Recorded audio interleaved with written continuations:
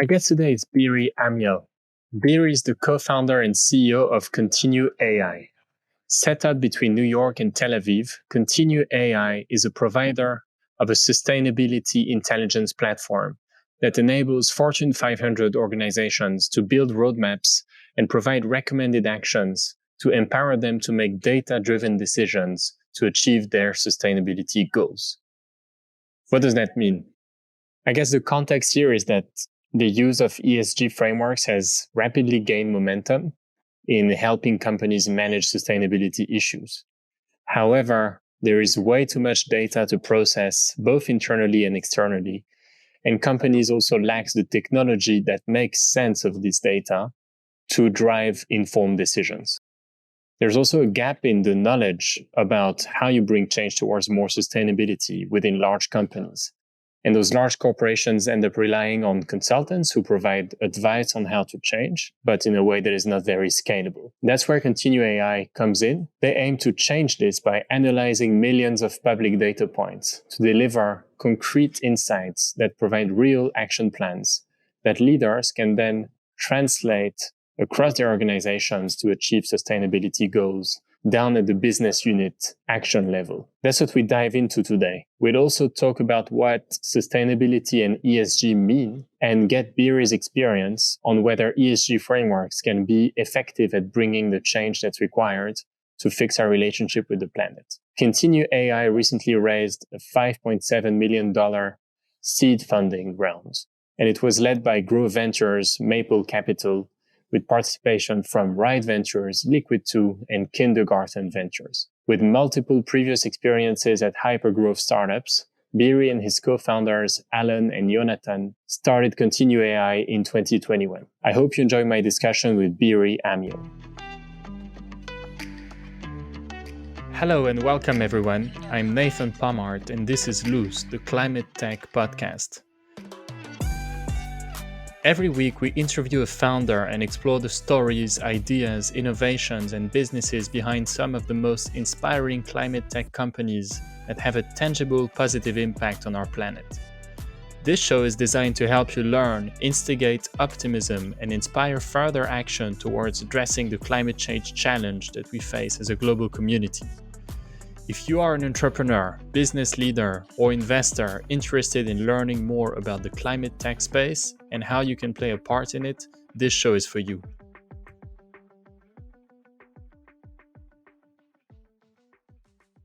So, Beeri, I'm very excited to have this conversation today with you.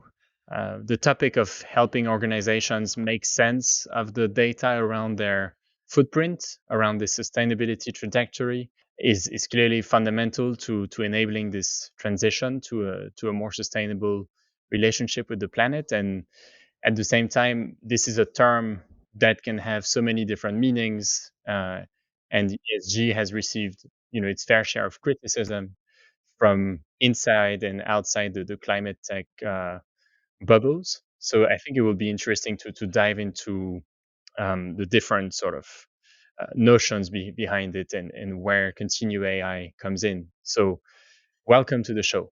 Thank you. I appreciate it.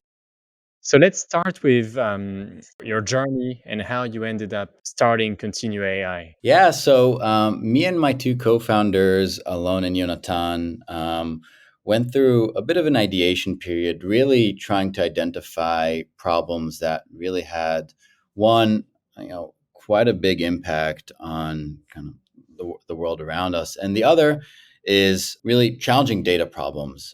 We worked together at a previous startup called Segmento, where Jonathan was the CTO and co-founder. Alon led the data science team. I was more on the business side that developed big data products for large retailers. And so we had a lot of expertise on really organizing tons of data that's out there on the web and building products around it. And so we wanted to take those skills and that experience and really apply it to a field that spoke to us. And so under our exploration, we identified sustainability as one of the larger, more pressing problems that we have around data.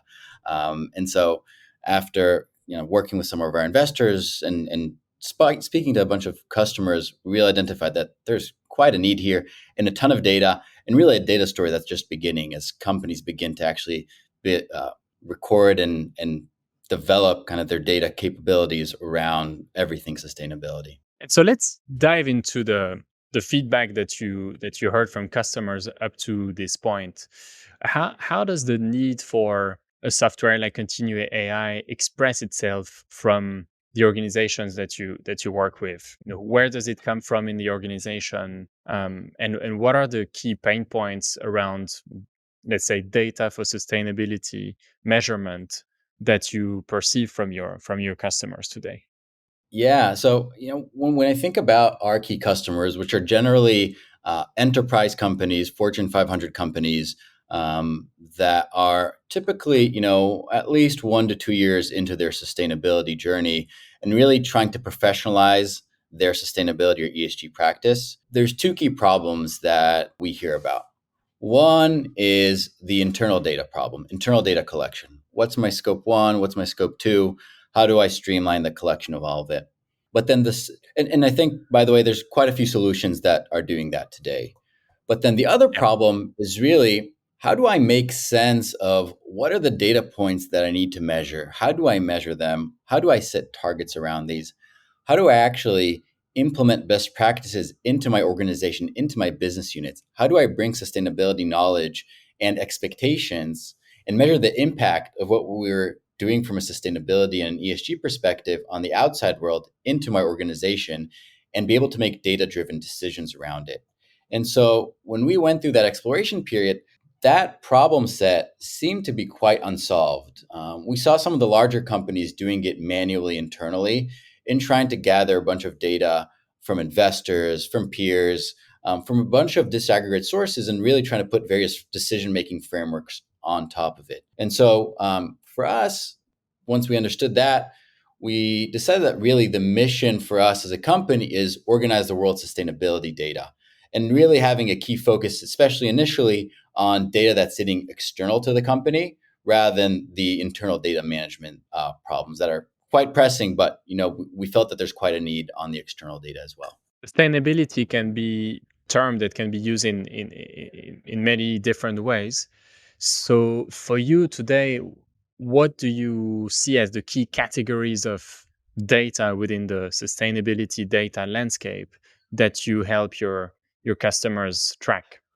Yeah, so I think it's quite different for each organization. When we think about what sustainability is, I think the key way that we like to talk about it is developing resiliency. Resiliency to change that might not impact the business today, but certainly will in the future. So whether it's the energy transition and everything that has to do around that, from carbon footprint to renewables, to the social factors and how companies interact with their employees, their suppliers, their customers. And so it really depends on the customer, and that's some of the problems that we help them figure out is, per my industry, per my peer group, what are the most important issues, not just at a topic level, but down to really the KPI, the indicator, the issue. And so having kind of a pulse on the emerging trends and something I think all companies need to keep an eye on, because this data is dynamic, it's moving, right? Sustainability is moving. It's about adapting to change, being resilient. And so it's a much more living and breathing thing than just, there's certainly GHG emissions, but I think it's much, much broader than that. So Continue AI helps companies track not only GHG emissions, but also a number of other potentially more industry specific indicators. Exactly. I mean, if you're looking across each industry, you've got, anywhere from 50 to 60 KPIs that companies are tracking. And when you get down to the more detailed nuances of reporting, you've got 600 to 700 indicators that can be included as part of the sustainability reporting exercise. And so that's a lot of data, right? And it's a lot Mhm. of data that companies need to become experts on. And so we help them solve that by really being able to analyze and understand what are those indicators, how to report on them, and really how they're tracking across each of those indicators versus their industry. What do you mean when you say that you focus at the moment on the external data sources? What would be some examples of external data sources that feed into the sustainability assessment of a company, and where do you come in? When you look at what's out there today, the key sources can be anywhere from the sustainability reports. Now you're seeing a lot of that data leak into the financial reports. You're seeing data that's on the policies of the different websites that companies are pushing out. That's really the company trying to express to their stakeholders the status of their sustainability efforts so they can begin to actually understand what their resiliency and efforts look like. And so that's a lot of the data that we sit on today, but that data is also now beginning to come across the value chain, right? Coming from suppliers, right? Coming from investors about what kind of information that they want to see, what are the emerging issues, going to begin to come out of regulators as well. So today we're focused on data that's coming out of publicly traded companies, but as those data streams begin to fortify themselves around other companies, get down the value chain, down the supply chain, we're going to start collecting that data as well. And so data coming from, let's say, public companies means that you would extract data published by a company that is, let's say, not your customer, and use it to feed back into your customer to serve as benchmarks, for example, or reference Yeah, points, or that's one use case. Really the way we view sustainability as a whole is it's one big experiment, right? All the different solutions that we're seeing around, for example, carbon capture, they're just being developed today. Companies are taking quite ambitious goals and trying to figure out what they need to do to achieve them. And so as companies begin to tell the stories, there's a ton of value in a lot of the best practices and technologies that they're using. And so by actually taking all of the different sustainability data that's out there, giving those benchmarks, but actually getting much more detailed into best practices and insights, we're actually able to help companies actually develop business unit level action plans about what each business unit should be doing to actually help them achieve their goals. you mentioned earlier that today a lot of this process is done manually. Could you share your perspective on in more details how those Fortune 500 companies do today? How do they organize themselves internally, potentially also with external consultants, to produce the set of indicators for the external stakeholders about their sustainability situation? Yeah, I so last week I was at the Reuters Sustainability Reporting Conference in Brooklyn and got a chance to speak to several of our customers. And the term that I heard over and over again is, collecting internal data can be like pulling teeth. And I heard that multiple times. And when you look at what that process looks like, it you can understand why, because the requirements are so arduous around the number of data points that are needed, the process, the assurance requirements. It's hard for companies that don't have processes around it, automations.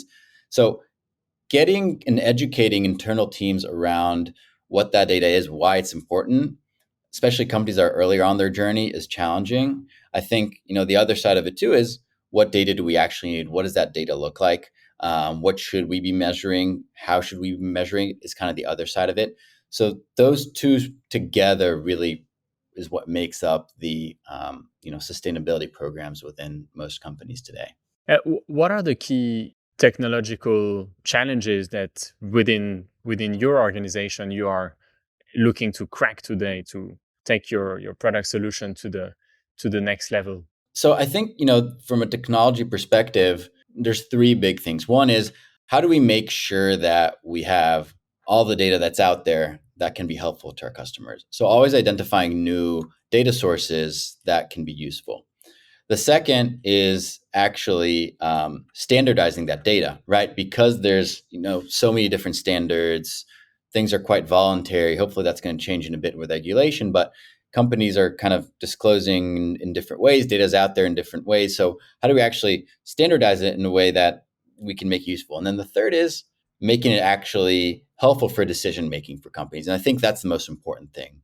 How can we actually help them get benchmarks, analytics, statistics, insights that help them make data-driven decisions about their sustainability strategy? And I would say almost, that's kind of the top of the pyramid, because the other two are kind of key components of that. But that's what ends up being the end goal of a lot of the boards today, and that's what we enable them to do. Can we zoom a little bit on this third point, because it's, I would imagine, partly a data problem, partly a organization incentive problem, and having to arbitrage between different objectives that may not all pull you in the same direction. So how do you help them bridge the gap between measurement and action with technology today? Yeah, so we do it in a couple ways. I think the most practical way that we do that is one, we help them understand really what are the topics and gaps that are the most meaningful to their industry.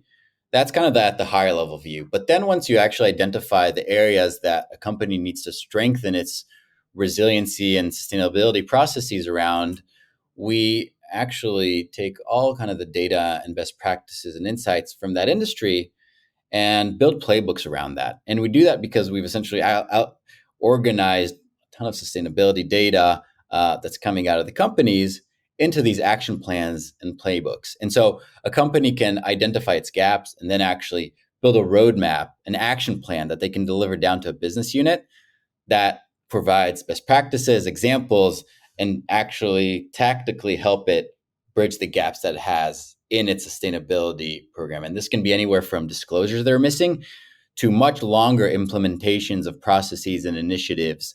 For example, GHG reductions, right? Different programs that can be implemented to better support their employees or their suppliers. But how do we actually shed a light on that and shed a light of what's happening in the industry? And I think that's the beautiful thing of what ESG's done. It's actually forced companies to disclose a lot of really insightful business practices. What does the inside of our business look like? Okay, so I think it kind of clicked in my head a little bit, and that's a part that I had not appreciated up until now. So if I sort of play it back to you to make sure I understood, so you let's say you screen hundreds, thousands of public companies' disclosures on their sustainability, both situation and how they got there, and then you're able to play that back to other companies, your customers, to show them how they could bridge the gap by highlighting best practices, or as you said, playbooks, saying this is what other companies have done. You could follow the same trajectory. Is that a fair kind of Yeah, that summary of? Yeah, that definitely is. That's kind of the most tactical level of it. And Yeah, one of the most useful, right? Especially for a company that's kind of earlier on in their journey and trying to understand what they do. And I think one of the biggest challenges too is showing to the different business units, hey, this is what's going on in our industry. We should be thinking and talking about this and doing these things.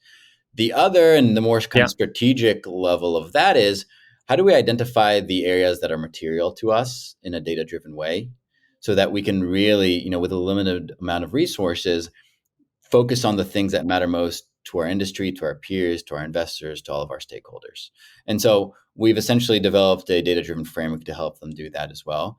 So the process typically starts kind of at the high level and then zooms in down to the business unit level. And that's a nice transition to the question around how does your typical conversation go with the prospect that then becomes a customer, which is a good sort of way to understand how an organization wakes up and upgrades its sustainability capability.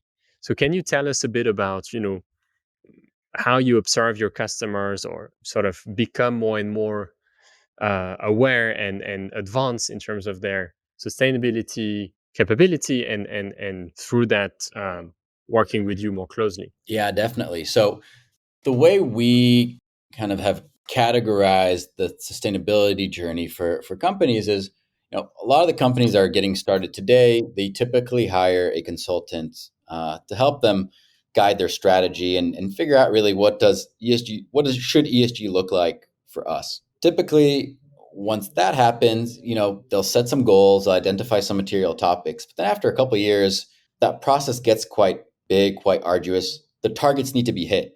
And so at that point, usually 2 to 3 years into the journey, a company will hire a sustainability or an ESG manager to really manage that process internally and begin to professionalize that. Typically, that's the point where we start engaging with customers, where they're trying to build and develop the knowledge and tools to develop an in-house sustainability practice, ESG practice. And so A lot of times that also happens kind of, they've got kind of the yearly cycle that's based around some of the reporting requirements as well.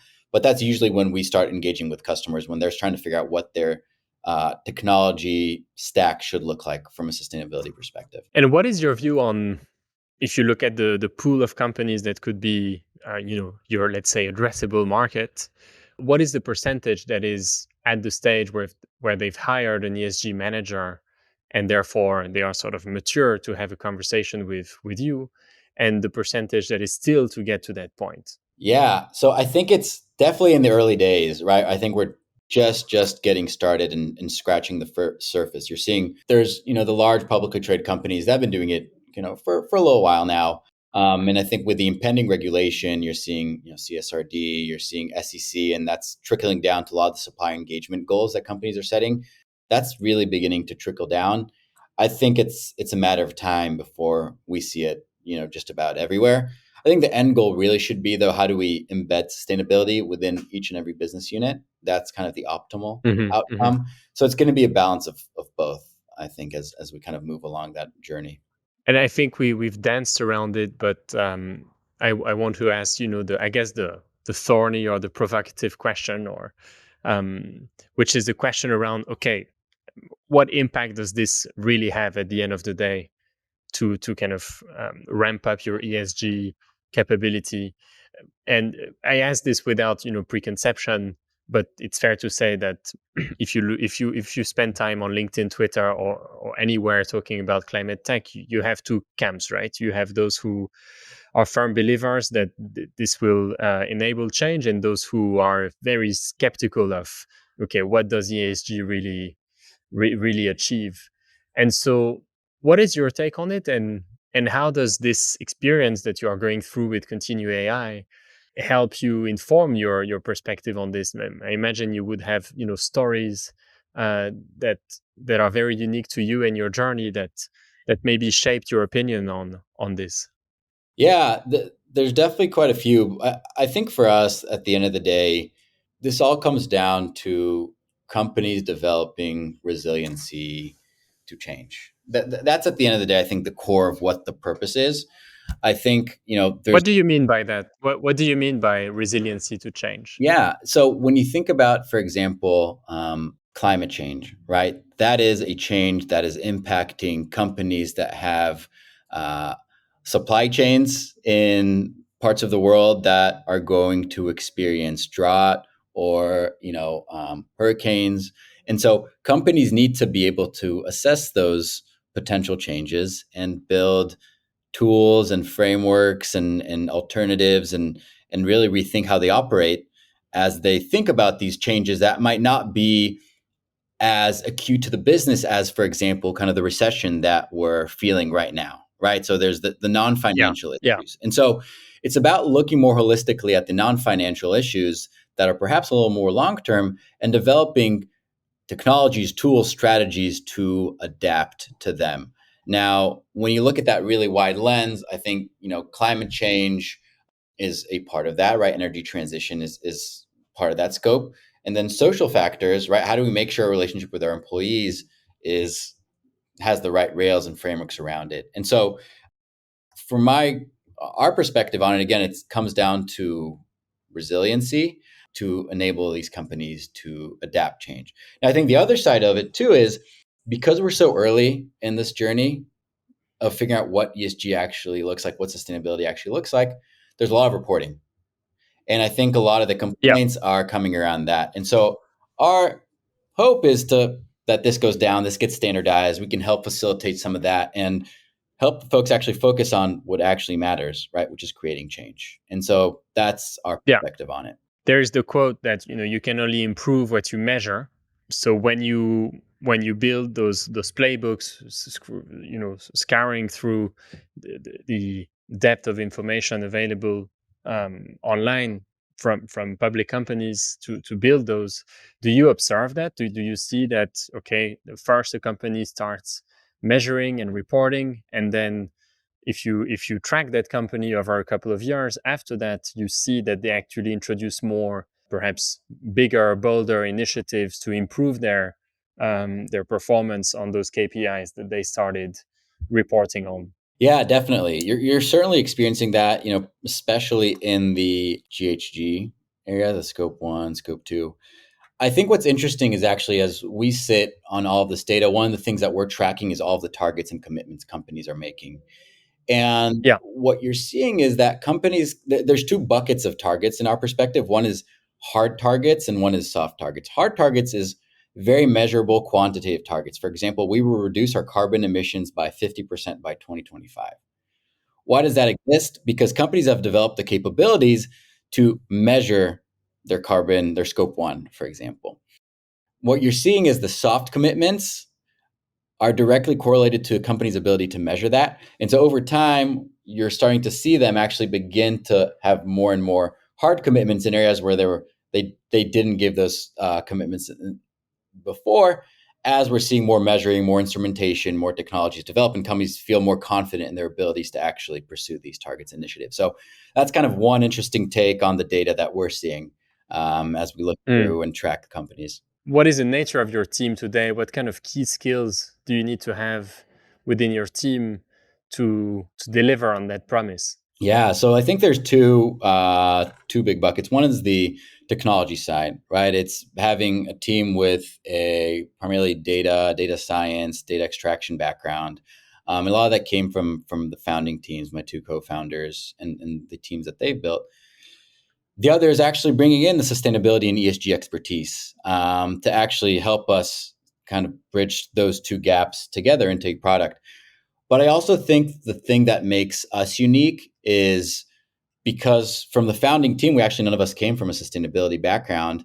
From a product management perspective, that forces us to listen and to develop customer empathy. And our entire perspective is firmly shaped by listening to the customers and their problems and building the product around that. And so taking a unique view. Now, ever since we're adding analysts, ESG analysts, sustainability experts, which adds a layer of expertise to it. But I think it forces us to have a much deeper level of customer empathy because we're forced to shape our view just by listening and sitting with the customers and asking their perspective and kind of reading between the lines of what they say. Are you focusing on customers on certain geographies, or are you serving across US, Europe, maybe others? Yeah, so US and Europe are our primary customer target markets right now. I think that's kind of where ESG is. We're seeing sprouts actually in other areas as well, but those are the primary markets we're focused on today. And you recently announced a round of seed investment. So congratulations on that. Thank you. What is the yeah, it's a big milestone.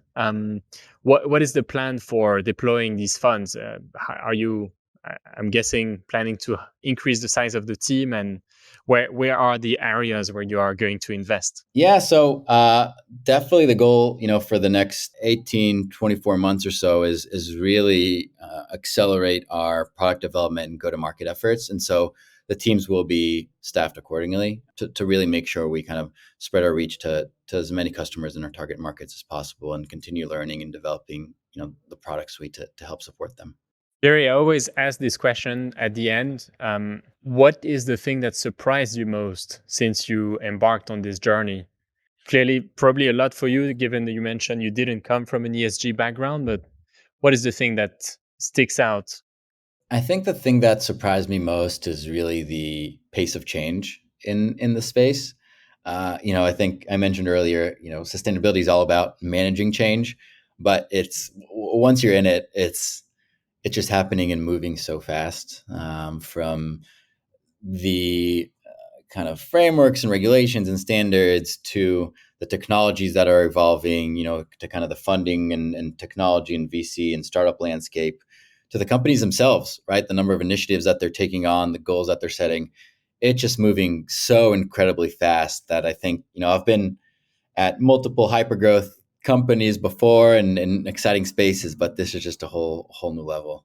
That's amazing. That's amazing to hear, and I think it resonates a lot with other guests that I've interviewed in other pockets of the climate tech space. So exciting, and exciting to have you on the show to get to know you and your journey. I hope we can catch up again in a few months. We discussed earlier, maybe in person in Tel Aviv. Yes. Be great. And in the meantime, I'll follow you and root for you. So thank you, Beeri. Thank you. I appreciate it, Nathan. You can find out more about Continue AI on their website, continueai.com. If you feel inspired by their mission, check out their careers page for their latest job openings. If you enjoyed this episode, follow us on your favorite podcast app and stay tuned for more insightful conversations with other inspiring climate tech founders.